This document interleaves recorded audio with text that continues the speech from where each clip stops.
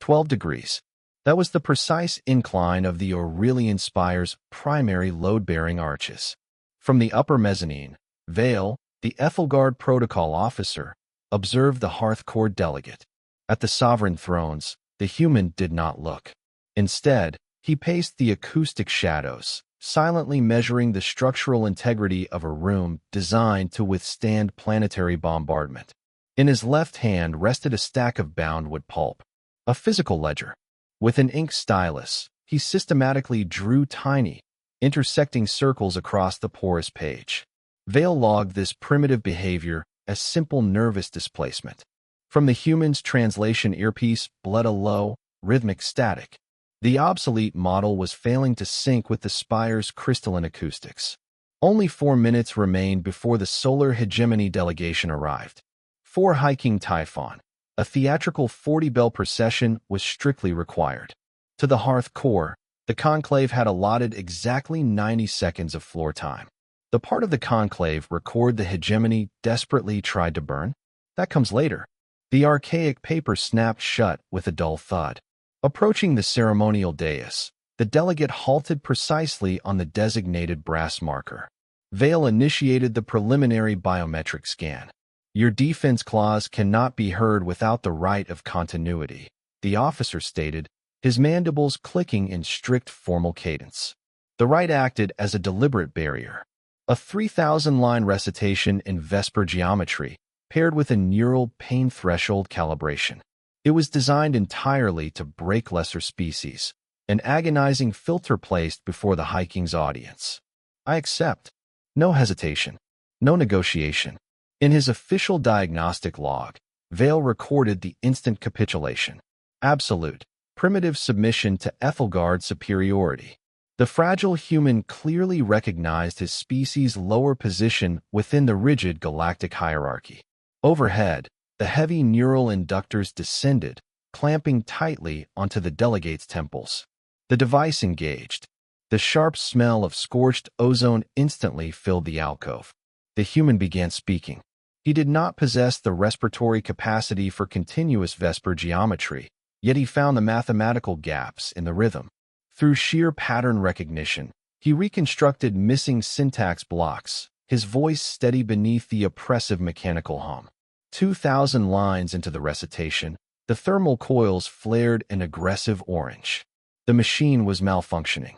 Vale checked the scrolling diagnostic readouts. Onto the absolute ceiling of the human physiological record, the threshold calibration had firmly locked. The localized heat output was sufficient to boil ocular fluid. Against the cover of his ledger, the delegate's knuckles went completely white. A single drop of sweat, thick and slow, cut a path through the dust on his jawline. 30 seconds. Not a single sound escaped his lips. Hissing steam into the chilled air, the inductors finally released. The delegate carefully wiped his face with a cloth square. Familiar climate, he muttered, adjusting his collar. Reminds me of the dry season back home. Vale's secondary heart stuttered. A lethal thermal spike, the human had just casually equated to a weather pattern. Before the protocol officer could reclassify the threat level, the heavy bronze doors of the spire groaned inward. Thick and suffocating, the cloying scent of saffron flooded the great hall. The solar hegemony had arrived. Into the Aurelian spire swept hiking Typhon, his ceremonial cape dragging heavy gold thread across the polished stone. Beside him walked Regent Alara, her expression carefully neutral beneath a veil of woven starlight. From his elevated observation alcove, Vale instantly calculated the hegemony leader's posture. Exactly 12 degrees of inclination. A partial, dismissive bow.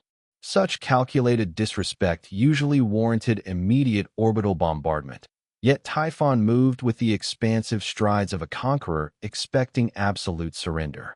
The air itself seemed to thicken. Withdraw your pathetic defense petition, little human, Typhon boomed, his voice deliberately vibrating the spire's acoustic crystals. The solar hegemony offers a generous trade concession, minerals for your starving worlds, and perhaps a temporary marriage alliance with my regent to secure your exceptionally fragile borders. Against the impossible weight of a galactic superpower, The delegate did not flinch. His gaze dropped to his open physical ledger, the same porous paper Vale had dismissed. Beside a complex column of translated treaties, he calmly pinned a small reminder to repair a dripping copper pipe in his residential quarters before the seasonal freeze. "I decline," snapped the ledger around to face the dais. Through his advanced optical augments, Vale zoomed in on the page. Those tiny, intersecting circles from the human's earlier waiting period were not nervous displacement behaviors. They were precise Vesper geometry coordinates. The human had mathematically mapped the hegemony's outer colonies. Beside the diagram sat classified observatory data detailing severe molecular bonding degradation in Typhon's borderworld architecture. Like tectonic drift, the solar hegemony's territory was silently, inexorably collapsing inward under its own bureaucratic mass. 3 years of secret territorial loss, fully documented and obsolete, would pulp. Fundamentally shattered was Vale's entire diagnostic paradigm. In terror, the human had never knelt during the brutal rite of continuity. Bending a physical knee simply cost him absolutely nothing. To ensure every high-ranking hegemony delegate remained trapped in the room for the diplomatic execution stroke, he had utilized the lethal thermal pain threshold as a masterclass stalling tactic. Never had personal survival been the primary objective. The geopolitical balance of the entire sector remained the actual target. "Your empire is contracting, High King," the delegate stated, his tone completely flat. "Your perimeter guard fleets have abandoned 4 sectors." Typhon snarled a threat of total annihilation, his golden cape twitching violently. "Annihilation requires functional supply lines," the human replied, brushing a speck of dust from his sleeve. "Yours collapsed 6 months ago." An inconvenient logistical reality. Into a suffocating silence descended the great ceremonial hall. Stepping forward, Regent Ilera bypassed Typhon's massive frame completely. She invoked the sacred host's privilege, her voice ringing clear against the crystalline walls. "The Ethelgard formally recognizes the Hearth Core as a present sovereign power. The political blockade is hereby dissolved." As the ancient hierarchy fractured irreparably, the delegate reached toward his frayed cuff. With a callous thumb, he quietly rubbed a scarred brass button, a heavy metal remnant cut directly from his grandfather's subterranean mining uniform.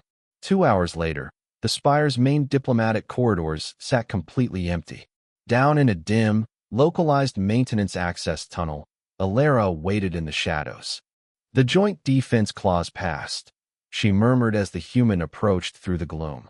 The hegemony abstained entirely. "You played a remarkably long game." He offered no theatrical bow. Under the flickering amber emergency light, he simply closed his wool coat against the artificial draft. Against his lower ribs rested the thick, bound ledger, a weapon of dried ink. Hand-drawn coordinates mapped the quiet death of 1,000 star systems across the yellowed pages. Down the narrow metallic ramp he turned, his heavy boots striking a steady, even rhythm on the grated floor.